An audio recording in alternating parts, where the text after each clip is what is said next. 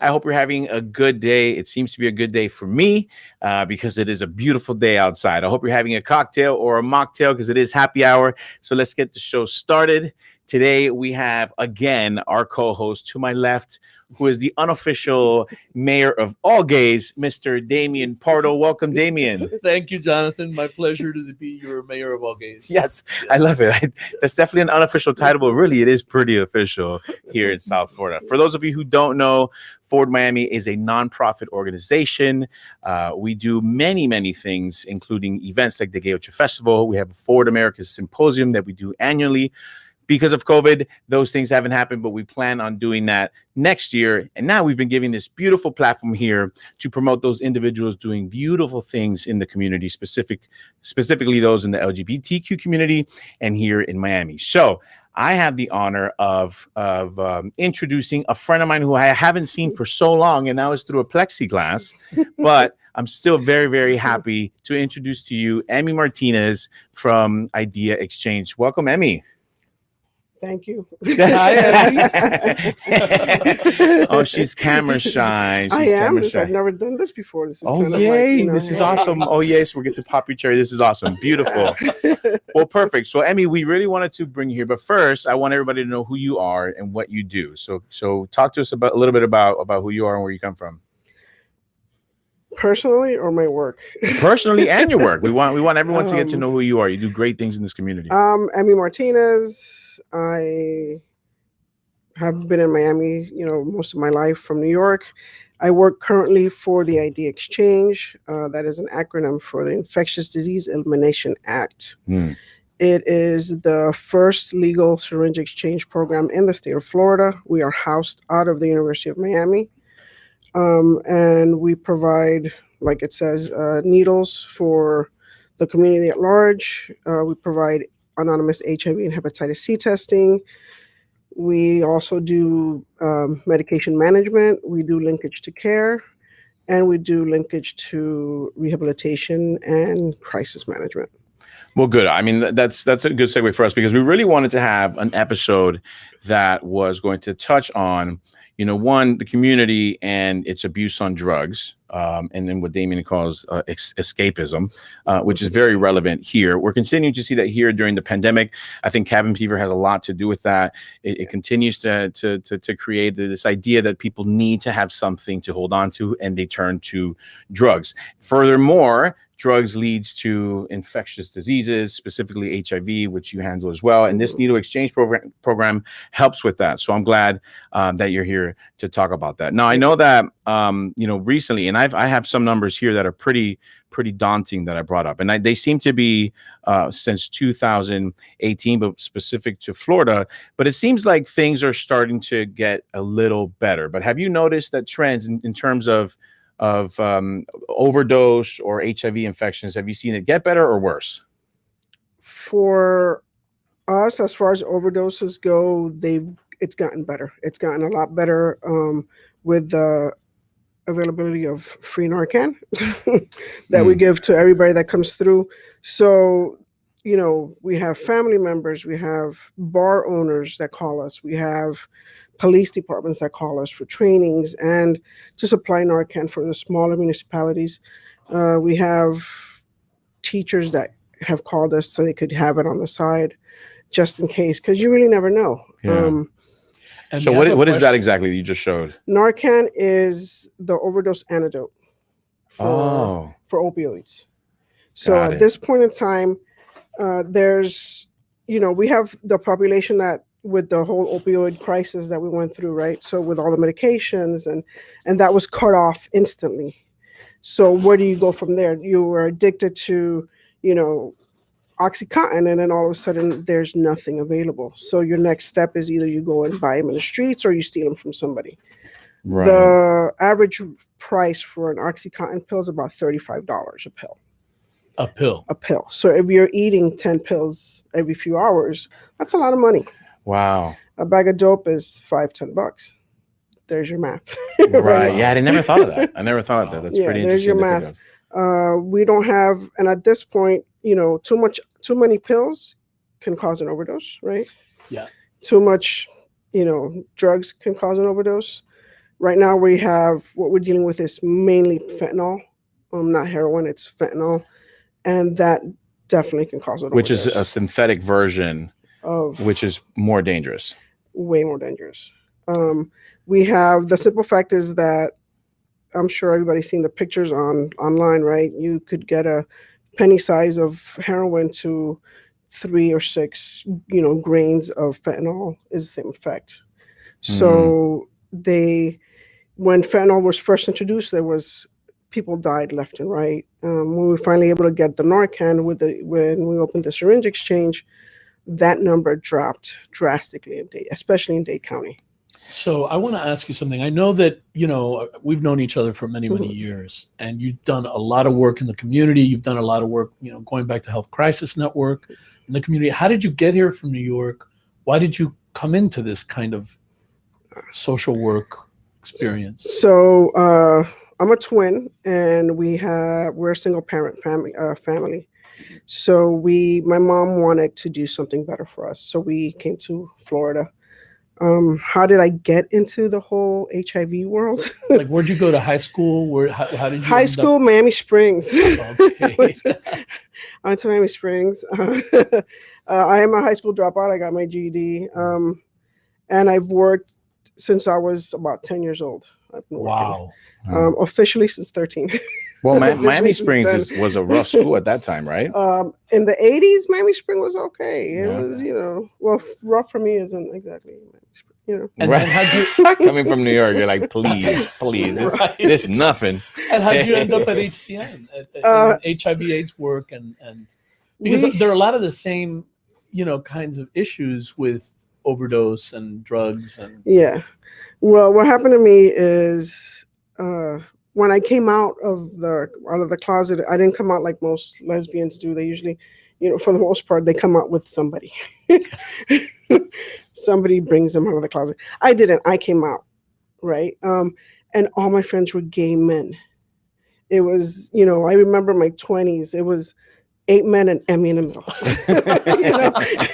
It was the best time. Mine was the opposite. We went to Warsaw and Uncle Charlie's and the Eagle on Coral Way, all these great bars, and we started doing farewell parties. oh yeah And one of the last ones I went to was for a dear friend named Moses, and we did a Gumby theme party, and back then I was 130 pounds, right, with my hair down to my ass, and my twin sister was the same, and everybody showed up black tie, and we went in mini skirts, and we went all to the nines, and so that we could bury him a week later. yeah And I got to the point where I had to do something to save my friends. I didn't know what I was going to do, but I didn't want to bury any more friends. Yeah. Wow. So, because it was affecting me, right? So how was it affecting you? I had survivor's guilt, and I felt like my hands were tied. Like I've always cared for others, so I couldn't do anything. Yeah. I didn't know what to do. And it was a desperate moment for me. And it still is, because I'm still losing people, right? Yeah. But it was an urgency. So we ended up volunteering at HCN after the first AIDS walk ever. Wow. Yeah, after the Bayside. Yeah. Bayside, where I walked with my boys, right? In honor of the older brother of one of the guys who passed away in California at the beginning of the epidemic. And, he's one that, went to paradise, to the bathhouse, Mm-hmm. and saw Wow. Bette Midler, right? Yeah. I sent you the poster, the picture of the poster. So we walked in his honor, and we started volunteering. And that's where I became a buddy. Remember, they used to have the buddy Yeah. system. What does that mean? Back then, they would set you up with someone who had full blown AIDS, Okay. and you became their buddy. You took them to the doctor if Helped, they wanted yeah. you. You Oh, helped. that's beautiful. Right? I didn't know that. You helped them. You took them to lunch. I mean, the community, I think, was very much alone because people were afraid to even give food, to take in trays. I remember going to the hospital, volunteer. The nurses wouldn't take the food into, the room. Yeah. It was so we were their friend. We were their friend. We'd walk their dogs and cut the yard, and I became a buddy. And in that time frame, also my best friend became infected, and I didn't know. And he lived in West Palm Beach. When he found out he was infected, his father kicked him out, burnt his clothing, burnt his bed, burnt everything. And I was at Kremlin, and I asked another, friend of ours, "Hey, have you seen him?" And they're like, "He's in my house and he's dying." And I gagged. And I said, "Well, give me your number. I'm going to call tomorrow. Like, I don't know anything." And I did. And he finally picked up the phone. He said, "Emy, it's me. I'm in town." I said, "I'm going to come see you." He said, "Sure." And I went to see him, and me and him used to compete to see who could grow their hair the longest. And when I walked by the apartment was open, and all I saw was a bald head and an ashy old man. Wow.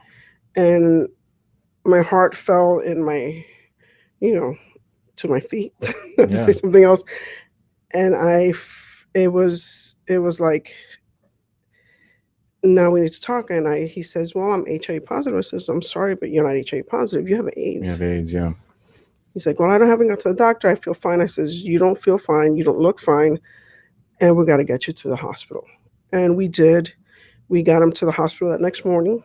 It was like a mini intervention, and we were able to get him to the hospital. And I think it was mainly because of the rejection from his father, right? So, and aren't these kind of like similar issues even today? Today they're like similar with the drug use. And how do you see that as similar? When they get to our point, it's the rejection. It's how, what do you get, put a needle in your arm, right? Ew. So it's sad to say, but for a lot of even the drug using community, someone who injects is like the bottom of the barrel. What do you mean by that? It's okay to smoke pot. Right. It's okay if you take a hit. It's okay to this. But for some reason, once they get to the point of injection, it's horrible. And they get rejected by friends, by family. They hide. They do everything they can so people don't find out. And sadly enough, what they don't do is get help because they don't know who to turn to. And so you have now a needle exchange program. So talk to us about what that does and what that is exactly. So what we do is, by law, they have to give it's an exchange. It's not access. Most needle exchanges or needle syringe service programs around the country are access. So they just give you whatever you want. For us, by law in the state of Florida, it started first as a pilot program only in Dade County. It took them 5 years to pass the law. Dr. Hansel Tooks, when he was still a medical student, took him 5 years to lobbying to have this law passed. It passed as a pilot program where the only place you could do an exchange was in Dade County.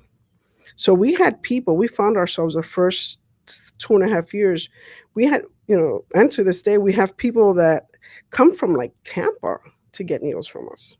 They drive from Port. So they don't have it in the state? It's only just here? Only in Dade County. Oh, it's my God. Yeah. That's crazy. Yeah, that's pretty rough. We were able to lobby again. And in 2019, it passed into law where the county commissions vote on whether or not they want the exchange program to function in their county. How many counties do we have where it functions? 2, 3. That's it? In the whole state? So far. And let me ask you about the actual exchange. You need to give a needle to get a needle? Yes. So because I know, because I've heard like in Canada, they give out the needle. Yeah, like you're like reported, but rather than having to exchange it, they will give you one. So here you have to exchange. You have to exchange. Tampa and West Palm Beach. That's it right now in the counties that are allowed to do it. Anyone in the state of Florida could come and get needles from us, but you cannot exchange anywhere else but where the county commissioners have allowed it to happen. It's not there's no county dollars, there's no state dollars, there's no funding, No funding. no government funding for us. This is strictly philanthropy, grants, and So it's donors. controversial because people think that you are helping addicts, you're keeping them addicted. Can you speak a little bit to that? Well, it's not. Right. Well, I can understand Right? that point, though. I can understand that. The problem is that the person is already there. The person is already using the drugs. If I don't give you a new needle, you're going to use a needle that you buy on the street. You're going to use a needle that you find on the floor. You're going to use a needle that you've used 20 times, Yeah. right? So instead of preventing HIV and hepatitis C, which is our goal, you're without the program, you're spreading infection. All kinds of infection. Bacterial infections that turn into abscesses, that turns into endocarditis, that turns into, heart failures, that turns into, And ultimately our medical system is the picking medical it up. system gets Right. highly billed. Mm-hmm. And with the programs, they go down. That Why do you think public it's so cost difficult? goes down. Why do you think it's so difficult for political bodies or governments to understand this or to support it? Because it's a stigma. Remember in the 60s and 70s, the people that were using heroin were not white. So, I'm just going to call it that, right? They weren't white. They were black and brown. It was the black and brown community that was using. Once you had this whole opiate epidemic become what it is, it hit the white community with an impact that they were not expecting. And so that's an urgency that's come in that now the general population has been affected, right? It's moms and pops and the soccer mom and Mm-hmm. and the lawyer. I mean, we have people that make zero money a year, and we have people that make $175,000 a year that use our services. Because we are with the services, they're card holding members. Mm-hmm.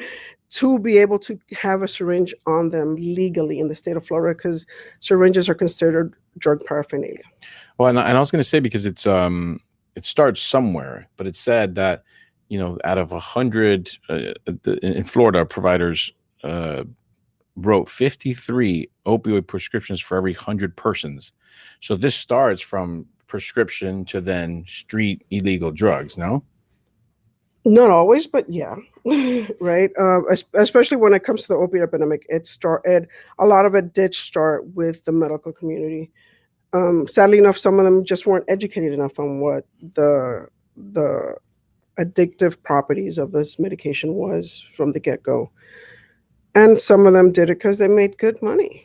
Frankly, those Right, pill right. mills made good money. And you're saying that they have to have a card or an ID You for have them to to have have a- a syringe? In the state of Florida, a syringe is considered paraphernalia. Depending on the police officer, you could get charged per piece of syringe. I've known folks that have been charged for the caps, for the needle, for the plunger, and for the shaft of the needle. That's 5 charges of paraphernalia. So I have one. I carry one in my wallet because I have 1,000 needles in my car at all times. Right. I Wow. always have needles in my car. You know what's crazy? That I have friends who do steroids, and I have friends who do steroids, and they have tons of needles. You know where they get it from? Online. Yeah. It's that easy. It's not that hard to get. It's not that hard to get needles, but at the end of the day, if they don't have the steroids or the human growth hormones prescribed to them by a doctor, Mm-hmm. they can get arrested for having needles because they're considered drug paraphernalia. That's the sad part. Yeah. Wow. They can come to us. We will provide them needles. It's not just for someone who uses, opioids. We provide needles to the community that does use opioids, that injects cocaine, that injects crystal meth, which is very prevalent in the gay community. Yeah. That injects steroids. The transgender community, we provide them with needles in order to inject the hormones. So we have folks that are unable to have medical insurance and they're diabetic, so they finagle what they need to finagle in order to be able to get the insulin that they need. So again, that person doesn't legally have insurance, is not able to legally carry a needle. Yeah. So for them, they come and they enroll, I'm a diabetic, I don't have insurance, I need to be able to get these needles because they're expensive after a while, right? If you have $30 and you need to feed your kids or you need to take insulin and it's $10 a bag, you're going to feed your kids. So we provide, well, hopefully, we right? provide everybody, hopefully, right? Yeah. We provide everybody with needles. It doesn't matter who you are. And do you think the problem is getting worse in terms of drugs or drug use? With the whole pandemic situation that we're living through, everybody is finding that there's a rise in use in all communities because we're isolated, where the depression kicks in. A lot of us have lost our jobs. A lot of us have lost family members that we couldn't, hold in those last minutes, right? Yeah. So we look for a comfort that we're familiar with. Yeah. We look for something that distracts. Do you think that there's, and maybe you can answer this question, but do you think there's a difference in, drug use in the heterosexual or maybe ally community versus the LGBTQ community? We get all sorts out of the exchange, Yeah. straight, gay, LGBT. I mean, and we get everybody. Yeah. The population is there, right? The difference that we do see is that for the most part, the MSM, right? The MSM community is Men having sex with men. Yeah, men having sex with men are primarily crystal meth injectors. The ones that use heroin I mean, don't get me wrong, we have gay men that, as far as, because we ask them who they have sex with, we go through this whole thing in order to enroll them, which is for funders. So the only thing we don't get is information, their personal information, because it's an anonymous program. Mm-hmm.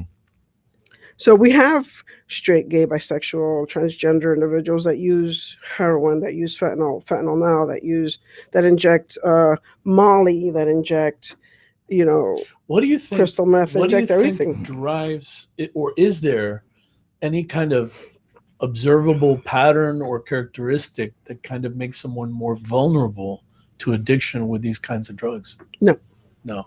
There's no pattern. Anyone could become addicted. It's really it's that simple. You could fall off a horse, fall down some ladders because you're painting the roof and you slip and you fall and you end up in the hospital for 3 weeks on a morphine drip. I ended up in the hospital for 7 days on a morphine drip for kidney stones. And when I left the hospital, I was addicted because it was a 20-minute drip. Every 20 minutes, I was high and happy as you can be. Yeah. But, when I came out, I went through withdrawal. The only difference between me and someone else is that I know what it is. Yeah. Right? Anybody else comes out, because they had hip surgery or they had, whatever surgery they had, that they spent 2 weeks in a hospital on pain management medication. You leave the hospital, they give you, here's your, your 3-month supply of, whatever pain medication you need to take. And then you don't know that you're going through withdrawal once the medication starts to wear off, right? So oddly enough, especially if it's somebody who got hurt, when you start weaning off of the opioid, what hurts first is where you got hurt. Because that's your initial pain, right? So, then you get the sweats and then you get the diarrhea and you get the vomiting, you get all the other stuff that goes with withdrawal. Right. But the first thing that hurts is where you had, the surgery or where you were hurt. So what do? You take another pill. So you go from taking 1 pill every 6 hours to taking 1 pill every 2 hours to taking 4 pills every 6 to eating 10 at a time. Wow. To paying $35 a pill to buying a bag of dope. Yeah. And you're addicted. And you're there. What about with youth? And specifically, I mean, is there any kind of pattern with LGBTQ youth that might be discernible, or that you? A lot of the youth go through, especially like when they're in school, they go through like pill parties. Okay. Oh. Oh yes. Pill parties, and it's a very suburban thing to do. And I live in the suburbs now. right? Um, well, it's me, right? But it's a suburban thing to do. So we skip school, we steal whatever we can from grandpa, or Right. uncles, and everybody puts it in a bowl, and Right. people pick out what they like. Yeah. I know if I mix this and this in a shot, I'm good for 3 days, right? Oh, wow. But eventually, you So could it's a become. thing. It is, and it's truly a thing. And it was funny because I had a neighbor. I live in a very suburban neighborhood. I had a neighbor who knew what I did for a living, and she, once they know what you do for a living, they open up, right? And her son became addicted because of the pill parties. Really? And she full out told me, she was like, I didn't know what to do with him. I mean, how easy is it to get addicted? Take a hit. That's it. That's all it takes. That's all it takes. Wow. It's addiction is not because I want it to go. I mean, nobody wakes up and says, I want to become an addict. No one does it. Right. Even though today we That's a call good it substance point. abuse. We've gone from addict to substance abuse disorder, right? No one wakes up saying, I want to, shoot up 6 bags of dope a day. Yeah. Nobody does that. There's chemical imbalances that happen in our brain at times that make it physically impossible for us to not use it. Sadly enough, there are moments when, you do have situations where you have youth or women and men that were abused as children, that went through traumatic episodes in their life, that someone told them, oh, you don't want to think about it? Here. Mm-hmm. Here, just take a hit or whatever. And they ended up in that situation. They went from, I don't want to think about what was done to me, to someone trying to comfort them, or maybe not, right? But trying to forget what happened and ending up where they're at the bottom of the barrel, or on the street, or, no, there's sometimes for some of them, there's no way back. So it's a very sad day when this population has the community at large just turned their back on them. We have medical doctors that we know that we've taken out into the streets. I'm on the streets every day. And what do you do when you say that you're on the streets? You travel mobile with a van, or? I have a big bus. A big bus.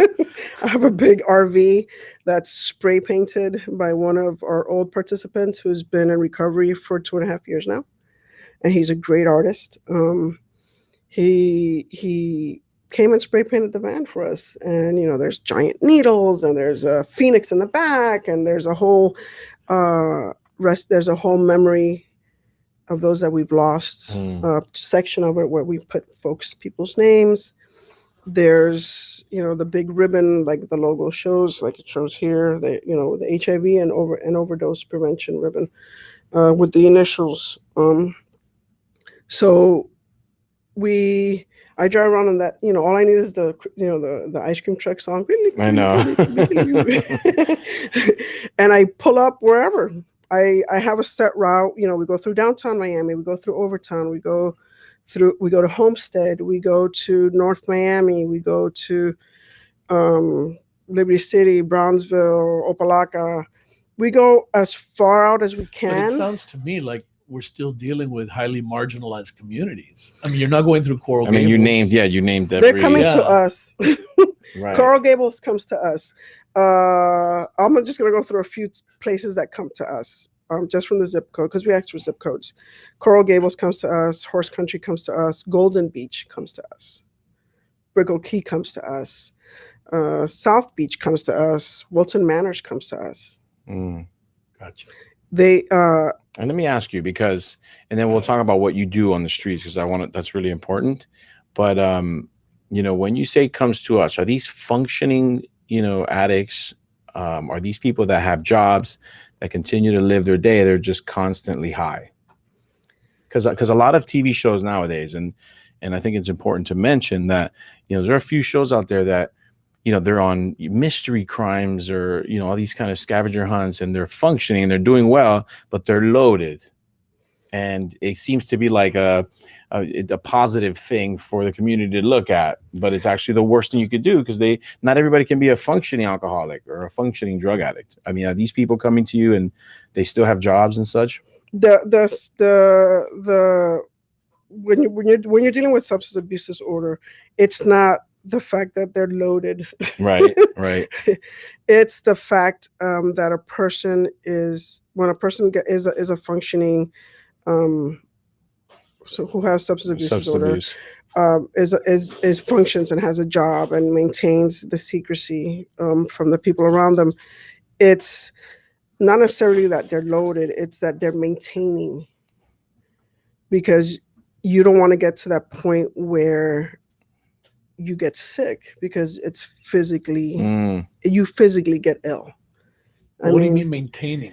Like just a little bit so that they feel normal. So you just kind of have a plane, right? You ride this plane so that you don't get physically ill.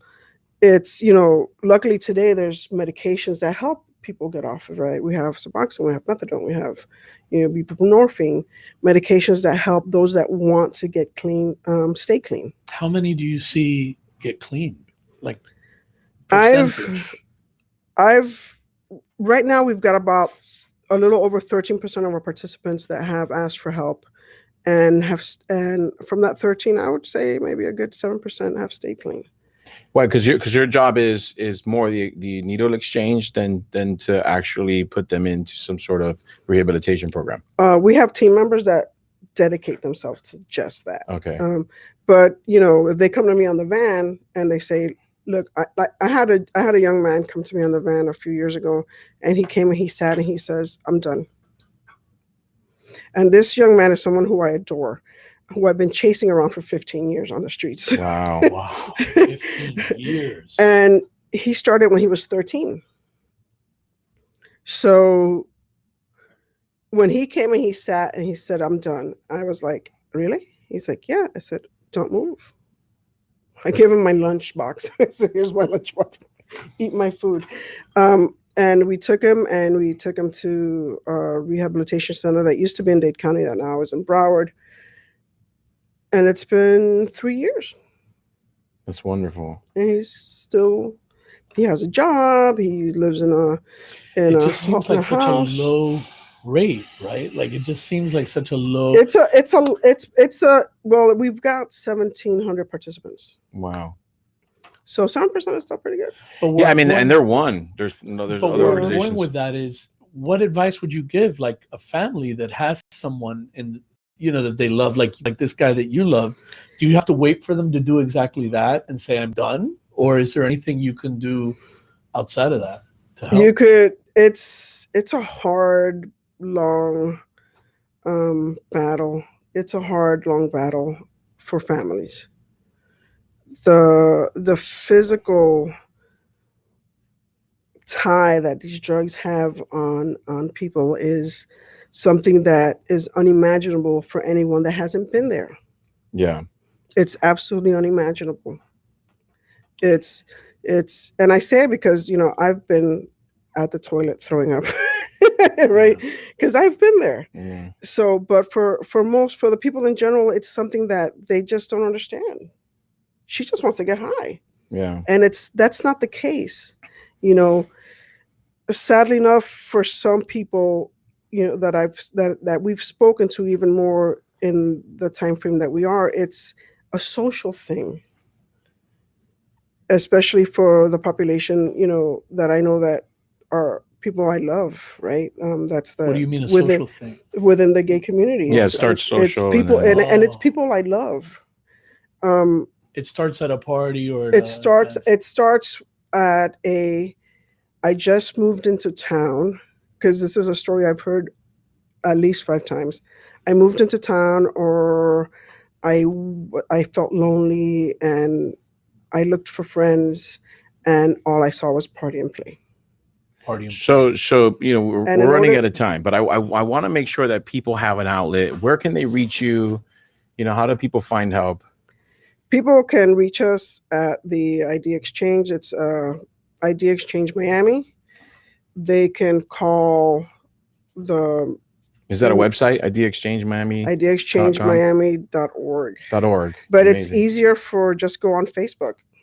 The Idea Exchange Miami on Facebook You can always is reach out easier. to Forward Miami too. You could reach out to you guys. We have an Instagram page. You can message us. Yeah. You're welcome to call our number. On a final thing, Emy, from you, what is the best thing someone can do if they find themselves in this situation? What's the first step? Just ask for help. That's beautiful. That's beautiful. I appreciate you being here. I mean, you're doing great work. I'm so glad that we're able to talk about this and highlight you in this moment, because that work needs to continue to happen. Damian, obviously, thanks for being here. For those out there who are suffering with substance abuse, please reach out to Emy. Please reach out to us at Forward Miami. We have an Instagram page. We have Facebook. You can reach out to Damian Pardo at his or mine, Jonathan Casanas. So please be well out there, have fun, smile, because everything is still beautiful and it's a happy Friday. So have a good night. Thank you guys.